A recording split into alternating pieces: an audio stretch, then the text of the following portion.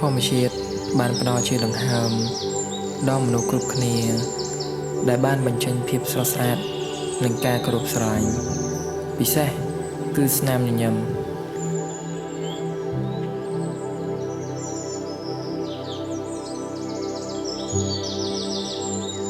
ការរស់រាន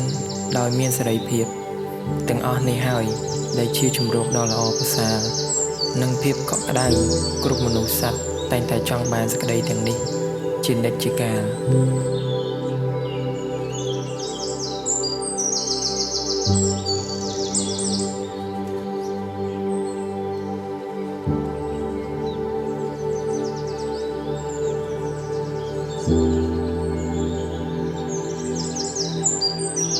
ពិសេសភាពទំនាក់ទំនងរវាងមនុស្សជាមួយនឹងសត្វតូចធំដោយមានក្តីមេត្តា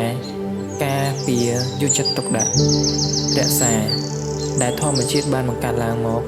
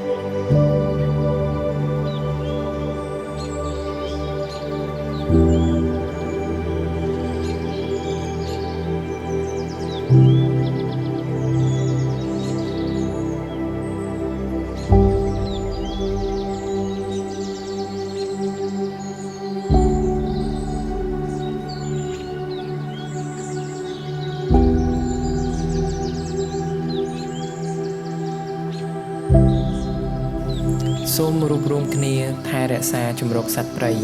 ការជួយសង្គ្រោះការថែទាំដោយសារសត្វទាំងនេះជាប្រភេទសត្វកម្រ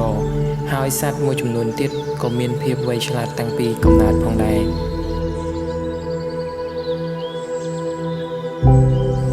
សម្រាមអាចចម្លងជំងឺដល់មនុស្សនិងសត្វចូលការពារសហគមន៍និងសត្វព្រៃរបស់យើងដោយដាក់សម្រាមក្នុងធុងឲ្យបានត្រឹមត្រូវ